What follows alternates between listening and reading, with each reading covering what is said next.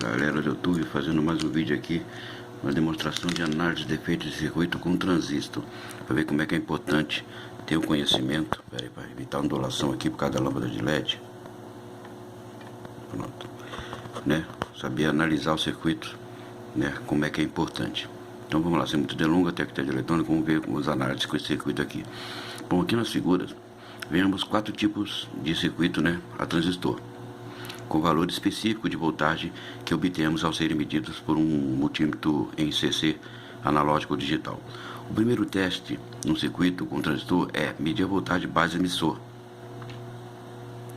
né, do transistor. O fato de ser apenas 0,3 volts nesse caso nos diz que o transistor não está ligado e pode ser em sua região de corte. Se a intenção é de chaveamento, então é um resultado já esperado. Mas se for como amplificador, pode existir uma conexão aberta que impede que a voltagem de base chegue ao nível de operação. Todo mundo sabe que o transistor de silício, né, o VBE, é de 0,6 a 0,7 volts, né? O de germânio é 0,3. Nesse caso aqui é um transistor de silício, então era para ter 0,7 se tivesse em operação. Aqui na figura B, a tensão no coletor é igual à da alimentação e nos diz que não há queda sobre o resistor RC. E a corrente de coletor é equivalente a zero. O resistor RC está corretamente conectado, pois fez contato entre a fonte CC e o coletor. Porém, qualquer outro componente pode não estar ligado corretamente e pode resultar na falta de uma corrente de base ou coletor. Aqui nessa figura C, a queda de tensão entre coletor e emissor é bastante pequena, comparada com a voltagem CC aplicada, né? Para ver que nós temos 3 volts aqui, né? Normalmente a voltagem VCE é na média de uns 6 volts a 14 volts.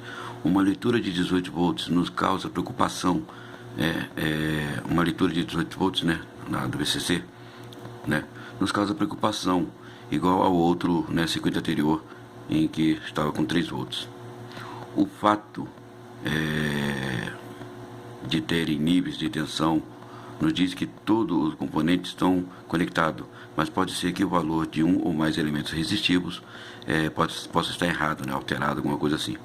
E finalmente aqui na figura D, vemos que a voltagem na base é a metade da alimentação, né? Pode ver aí, como pode ver na figura, é a metade da alimentação. Sabemos que a resistência RE será refletida à base por um fator beta e aparecerá em paralelo com R2. O resultante seria uma voltagem de base inferior à metade da voltagem da alimentação. A medição nos indica que o terminal base não está ligado ao divisor de tensão, o que pode causar divisão equânime, né, dos 20 volts da fonte. Em bancada de laboratório, a resposta CA em vários pontos no circuito é analisado com osciloscópio, como se vê aqui na figura exemplo aqui, tá? Na figura exemplo aqui, tá? Veja que a ponta de prova preta, GND, né, terra, do osciloscópio está colocado ao terra e a sonda vermelha é movimentada de ponta em ponta do circuito, nos mostrando os padrões que se vê na figura, né? Então, a ponta preta terra e a vermelha nos pontos cruciais aí, né? Como pode ver na figura aí. Os canais verticais são fixados no modo CA. A gente bota no CA, tá? Ou AC, tanto faz.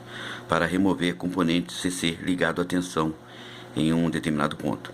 O pequeno sinal CA aplicado à base é aplicado para o valor que aparece do coletor para o terra. Veja a diferença nas escalas verticais para as duas voltagens, tá? Não há resposta CA no terminal emissor devido a um curto provocado pelo capacitor na frequência aplicada VA e é medido em volts, né? A frequência aplicada em VA é medida em volts, né? É medida em volts. E o VI é em milivolts, tá? De VI em milivolts, aqui, ó, em milivolts. Sugere um ganho considerável para o amplificador, né, Bom, parece operar corretamente o circuito. O modo CC do multímetro pode ser usado para conferir VBE e valores de VB, VCE e VE, para ver se estão na faixa correta. Pode ser usado o osciloscópio no modo CC, claro, porque você sabe, o osciloscópio pode ser usado como multímetro. Não há mistério na análise de defeito. Quando você decide seguir a resposta CA, o proceder é iniciar com o sinal aplicado e prosseguir através do circuito em direção à carga. Né? O proceder é iniciar com o sinal aplicado e prosseguir através do circuito em direção à carga e conferindo pontos críticos no caminho da sua análise. A forma de onda obtida pelo oscilo, ajudará em muito a definir os pontos de circuitos defeituosos. Se a resposta para o circuito, como mostra aqui, aqui nós temos circuito aqui, mostrou que nós temos esse problema aqui, problema de emissor. Então, se a resposta para o circuito dessa figura aqui é como mostra da figura aqui, que seria o ideal, é como mostra da figura aqui. O circuito mostra um funcionamento irregular que se concentra na região do emissor, então, a resposta CA pelo emissor não é esperada. O ganho do sistema, como mostrado por VA, é muito baixo, É muito baixo. Como dá para ver na figura aí. Para essa configuração, o ganho é muito maior se RE não está desviado pelo capacitor e as conexões do capacitor e o capacitor em si devem ser verificados, Deve ser verificado o contato do capacitor e o capacitor em si, Se RE não está desviado pelo capacitor,